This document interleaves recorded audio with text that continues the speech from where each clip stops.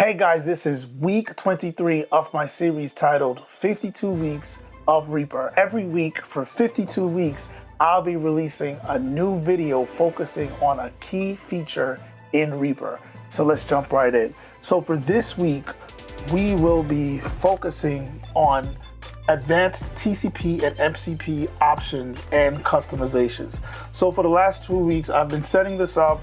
We talked about the TCP, basics of it. We talked about the basics of the MCP, and now I want to go into more advanced options that's going to bring it all together and just show you some settings, some features, and some techniques. So let's recap what we talked about really quickly. To create a track, we can just double click in the blank spaces in the TCP, and also we can hit Control M and we can click on the blank space right here in the MCP to create tracks.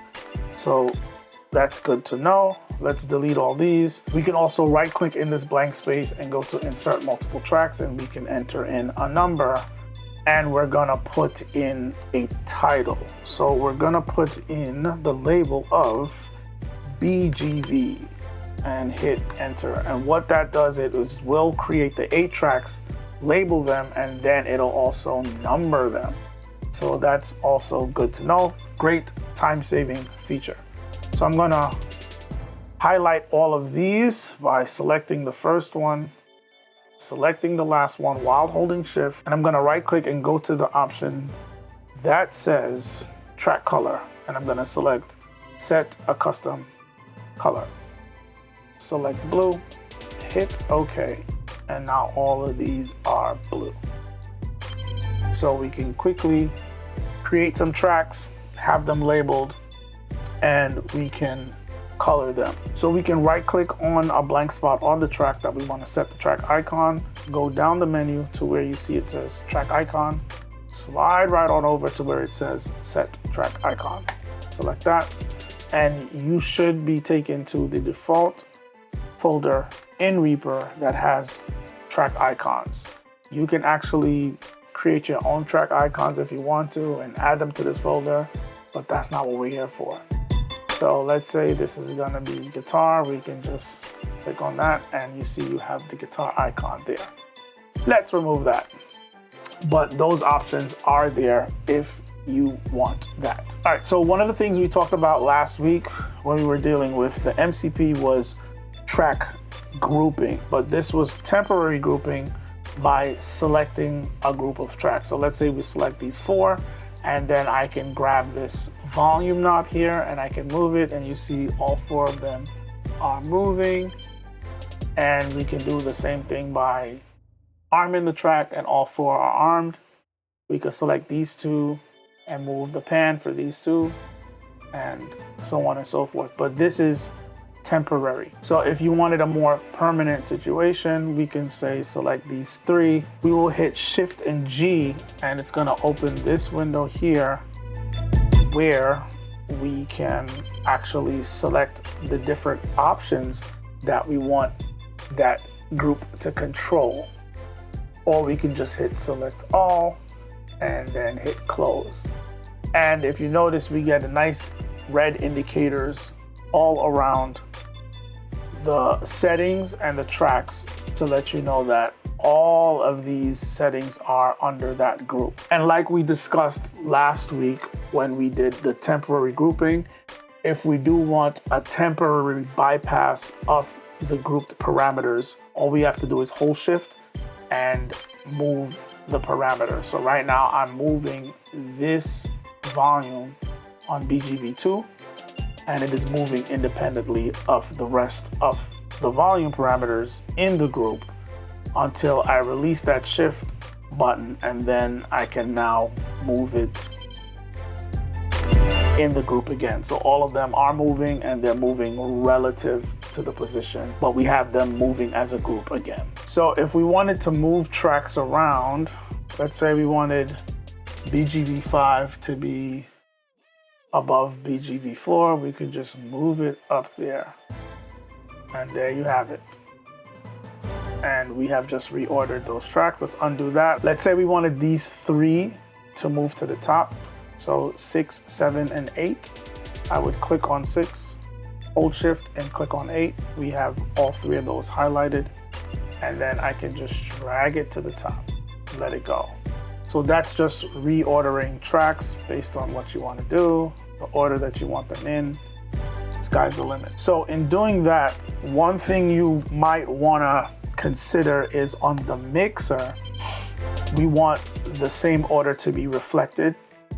So you want to open the mixer, Control M, and then you're going to right click in the blank spot, and there's an option here that says auto arrange tracks in mixer.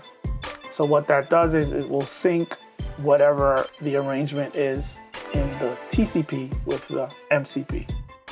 So by default, this should be checked. If not, make sure it is, if that's the action you want. And whatever is reflected in the TCP will be reflected in the MCP. So now down here we have BGV 6.7 at the beginning, then we have 1, 2, 3, 8 based on all the things that I changed around. And if we start undoing them, you'll notice it'll shift back to what we had before, which is BGV 1 through 8 in the correct order. All right, let's talk about folder tracks. So we have the option to create a folder track. So what I'm gonna do now is I'm gonna double click down here, create a new track, and I'm gonna drag it to the top. And if I want these 4 tracks to be a part of this folder track, there are several ways to do that. So one way is to highlight these 4 tracks, so BGVs 1 through 4, and I can click and drag them up and move my mouse over to this area to where my pointer changes into this plus folder icon, and then let it go. You now see that the track's indented under this track. So this track is now the parent track. Let me color code that really quickly. Right click, go to color, make that a dark blue, like something like that.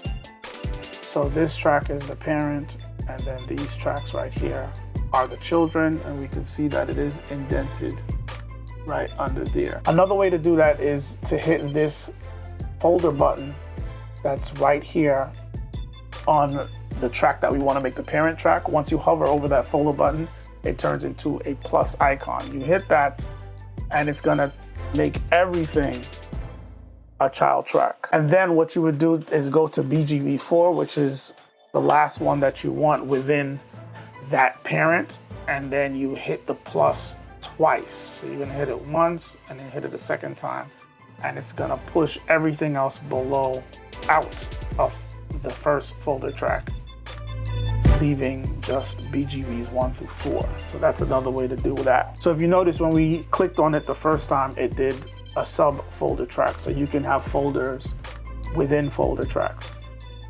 So we can have folder tracks within folder tracks. So the purpose of that would be this. Let's say, let's delete all of these and start over and give you a quick scenario. So we're gonna create a couple of tracks by just double clicking. And let's say this is a drum bus. So let's say the main bus up here is a drum bus. We're gonna do, this is how I always designate it. So I'll put a D, and I'll put a bullet, and then I'll put drums. So that signifies my drum bus. So let's say below this, these are all my drum tracks within my drum bus. So let's label them. So let's say I had a kick drum front and back. So we do KD with a big F, then we do KD with a B. So front mic, back mic. And then we have a snare drum top and bottom. So SDT and then SDB, right? And then let's say this is the hats, and let's say we have 2 overheads. No tom mics, we're just doing overheads. So we're going with that type of mic. And so let's say we have overhead left and we have overhead right. So I can add all of these to the bus like that. That's good. But now we want sub buses for the kick drum. So we have a top and bottom mic, and then we want a sub control for that as one, in addition to the additional granular control of the top mic separately from the bottom mic. And this will help also with processing, because you can process the top mic differently from the bottom mic, and then you can process them together as one kick mic. So that's why we would need subfolders. So now I can come here and let's show you a different way to do that. So I would highlight these two, and then I would right click and then go to move tracks to folder, and there's an option here that says new folder track. So when I select that, it'll create a new folder track. It'll be indented under the drum folder bus track, and then I can now label this with a B, the bullet, and KD for kick drum. So this would be my overall kick drum mic control, and within that I still have the front and the back mic separate to control. Then I would come to the snare drum, where I have the snare drum top and bottom mics, and let's show you another way. So now I'll create a new track down here, drag it above the top snare mic, and then highlight these two and drag them into this one. So now I would label this with capital B, a bullet, and then call this SD, snare drum. So that's where you would have folders and subfolder tracks for the way you want to route and control everything with busing and subfolders. So another issue that they fixed, which was kind of cool, is when you're dragging tracks around, sometimes things will get a little bit messed up because it's kind of fidgety, where you're just trying to move a track versus you're trying to create a folder track. So what they did is, if you move up and down over to the left-hand side of the track, it'll always know that you are just moving a track. So if I'm trying to move this all the way to the top, I just drag and keep my mouse pointer more to the left of the track. If I start moving over to the right side, you'll now get the option to add this to a folder track. So if you want to just move it up, move over to the left, and once I get over here, all I'm getting is just move options. If I wanted it to be adding to a folder track, then I move more to my right, and we get the folder options to add it to a folder track. Or you could just use your right-click functions just to avoid any mistakes. But depending on the workflow and what you're doing, sometimes it's quicker to just drag and drop. But just remember, the positioning is contextual. So depending on the context and where you have your mouse, left or right, you're gonna get different options. And then if we look at it on the mixer, it is all represented here also. So you can see it, and you see that little indentation.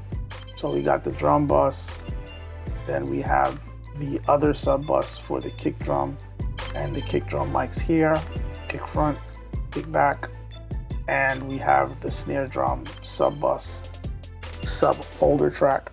And then out here we have just regular tracks. So you see the different indented up and indented down to kind of give you that visual difference. And there are folder icons on those tracks right here to signify that these are folder tracks.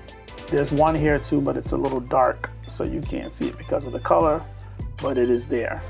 So you know what tracks are folder tracks and what tracks are regular tracks. So I want to point this out, that when you have a parent track, if you look at the routing, we click on the routing button, you look at the routing, it has it checked off to send to the master track.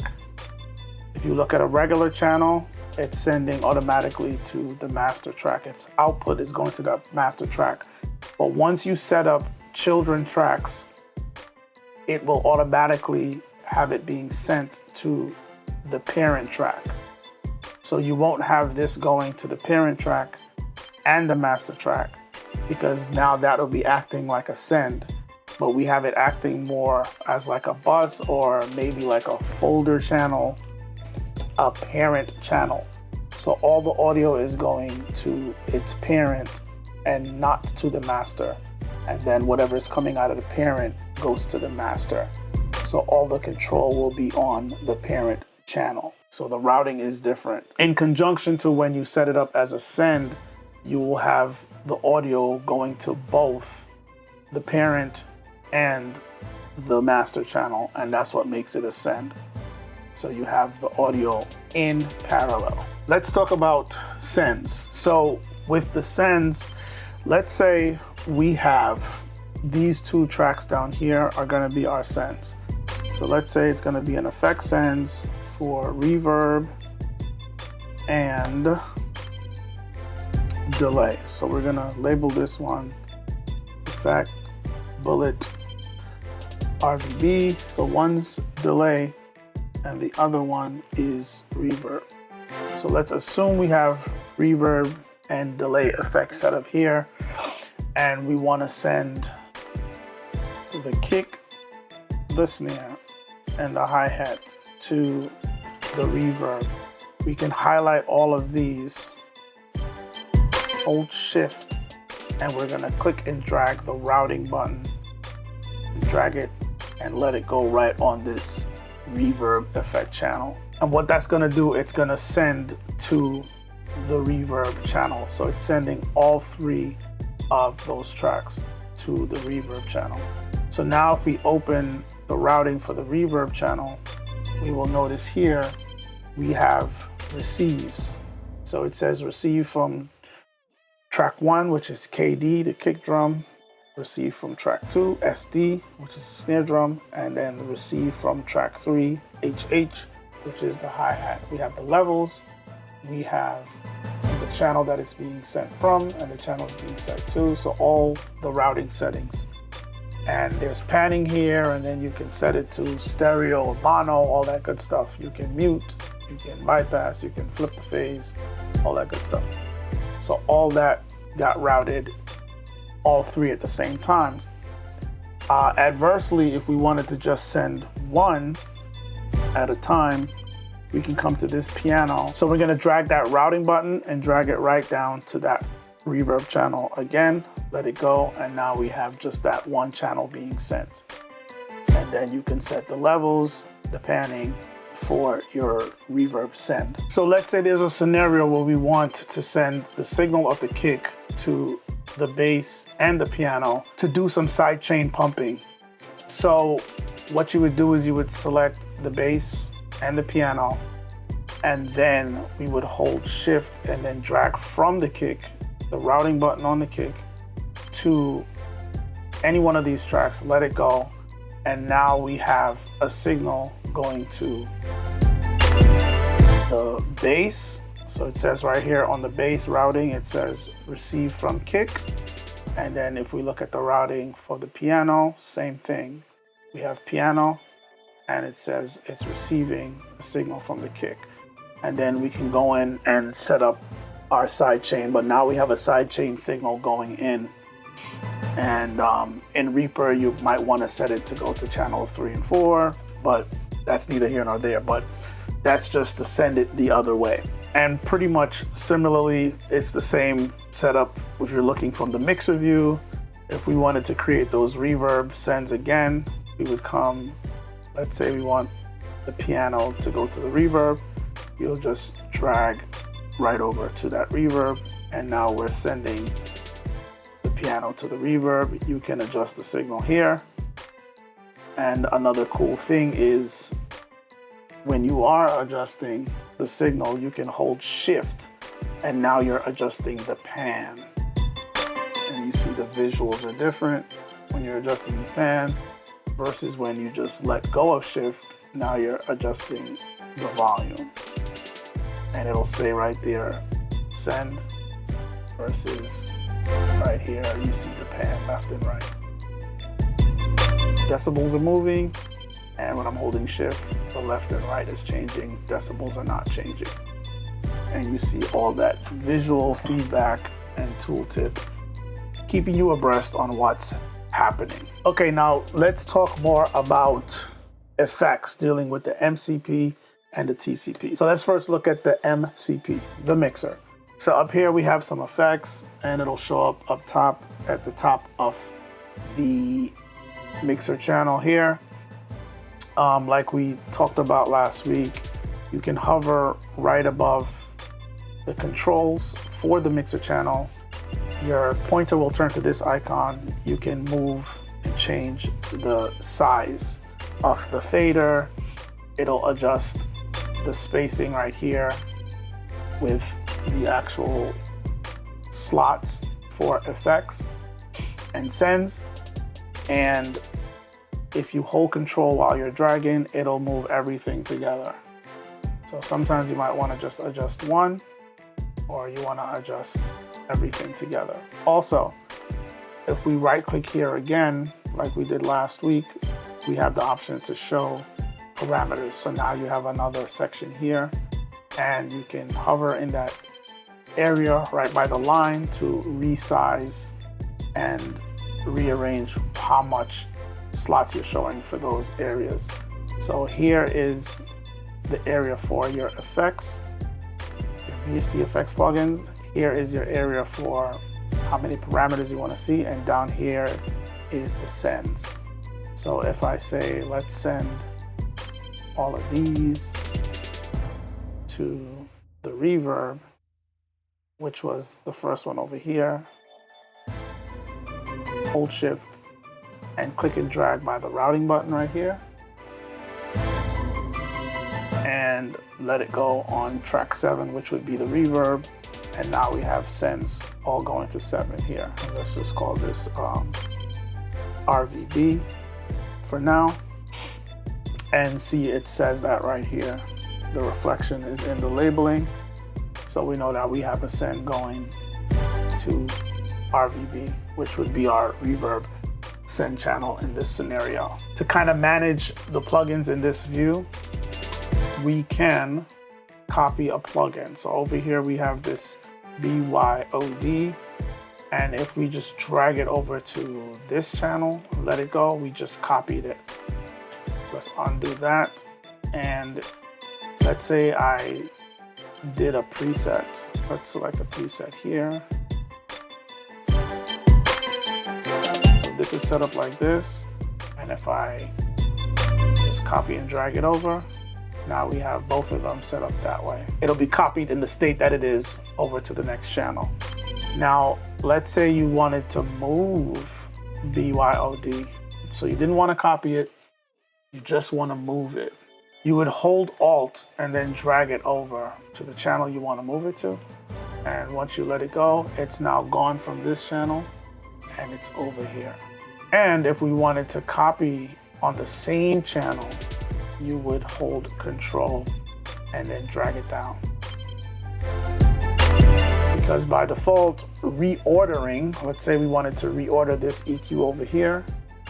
If we drag down, we change the order of the plugins.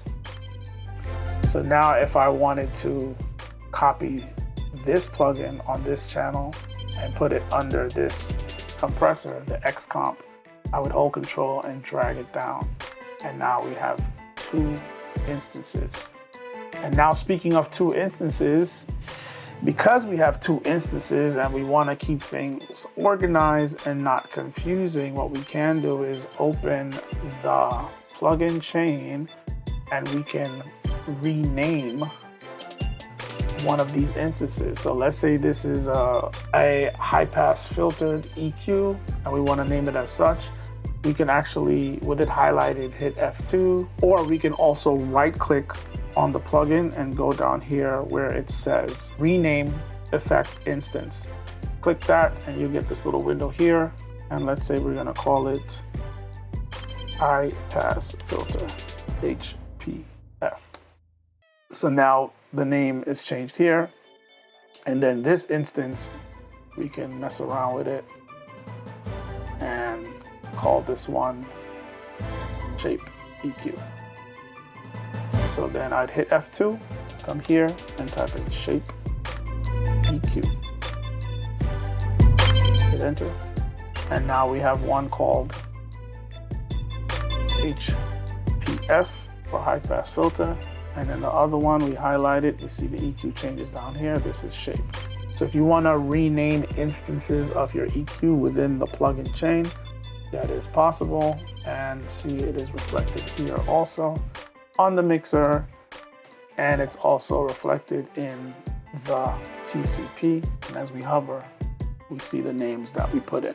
So also on the mixer, with more handling features of these effects, if you want to delete something quickly, we have this effect here. We want to delete it, the shape EQ. I can just hold Alt and click and it just removed that plugin.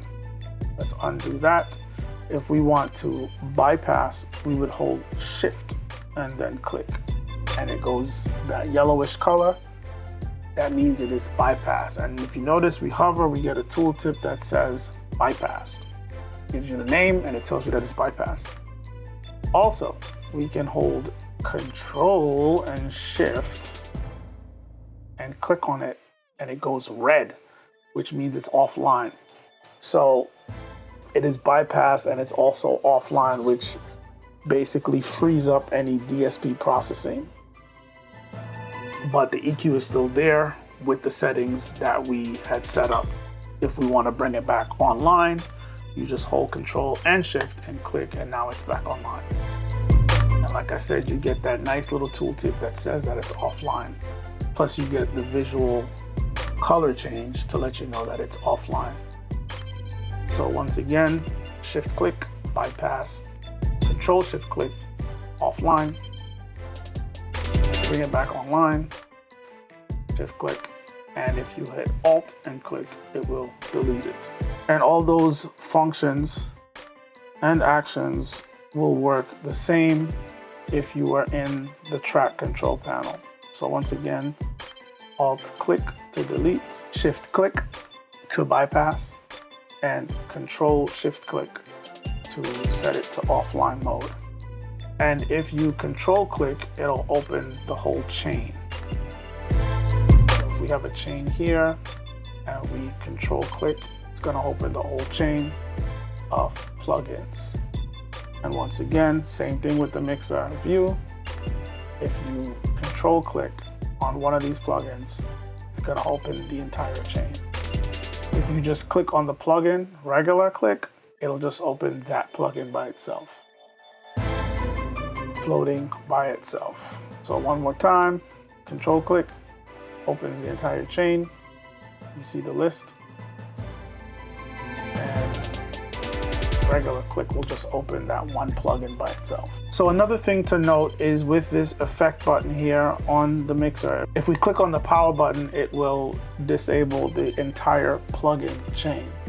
So if you notice up here, everything went to that yellowish color and it says that it's bypassed. If we Control click, it's gonna bypass every plugin in the session. So even, let's see if we have a limiter here on the master bus and we go and we click, Control click on that power button on this effects button in the mixer, it'll bypass every plugin across the top here. All the plugins within the session will be bypassed. So that's a good way to A/B the entire rack with plugins, no plugins. And the same thing will be true within the TCP. Same exact results. So the last thing I'm going to discuss is visual spacers. So if we right click on any track, we'll get an option up here up top that says visual spacer. And when you go over here, you get the option of where you want to put it, before track, after track, before and after track. So let's put one before this track, and now we have this spacer right here. So you'll see the difference. You see that little spacer there. There is a way actually in the settings to make the spacers look wider if you want to. But the cool thing is, if we want to put spacers, so let's say I want to move this spacer here to signify a difference with this track. Let's see, we have another track here. Let's drag it up here. And so I want this visual spacer up here.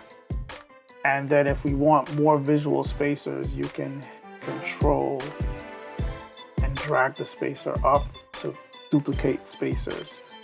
So let's say these are green. Go to the color, set a color, make it green, a greenish color. So you can add visual spacers to even space things out a little bit more and make it more visually easy just to see the separation between the different tracks and the tracks that have different roles.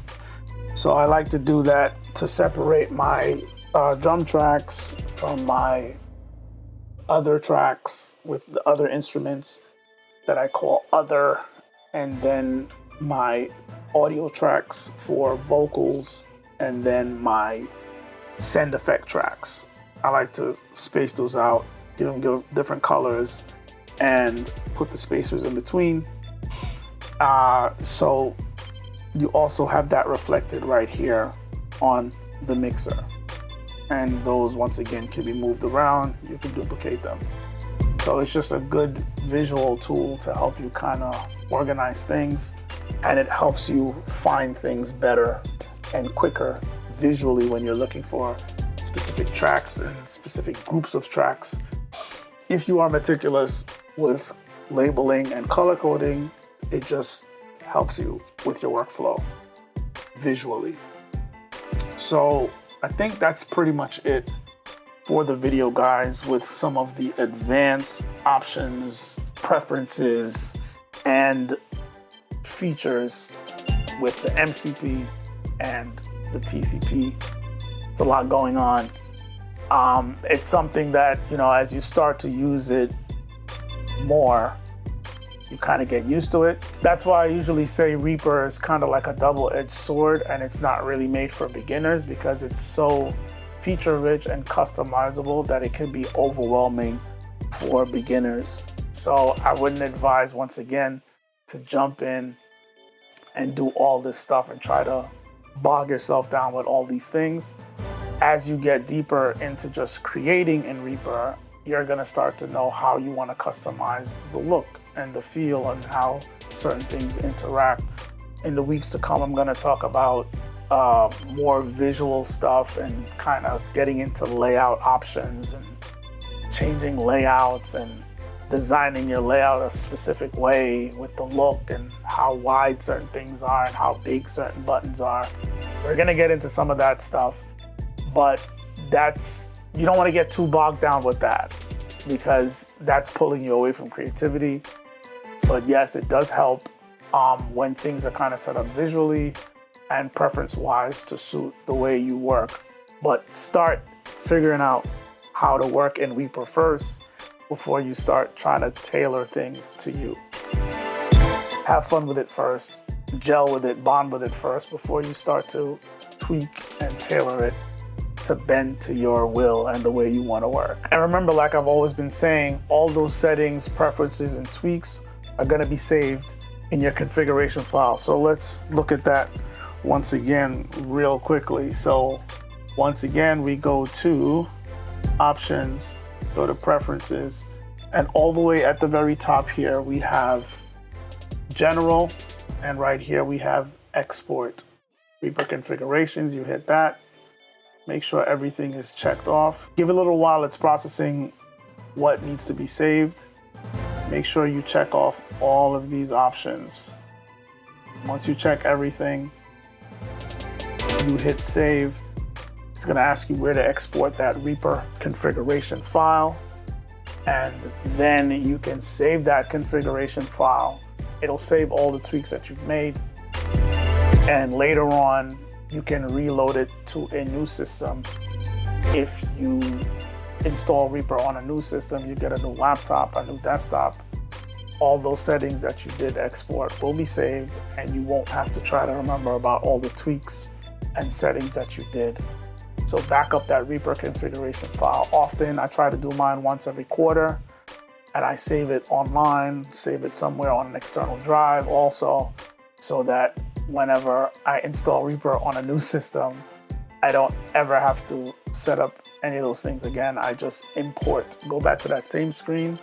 The option is there to import, and you import your Reaper configuration file, and everything is gonna go back to the way you had it when you exported the Reaper configuration file. So that's it, guys. Thanks for checking out this installment of 52 weeks of Reaper. Check back next week for next week's video. And as always, you will see me in the next video.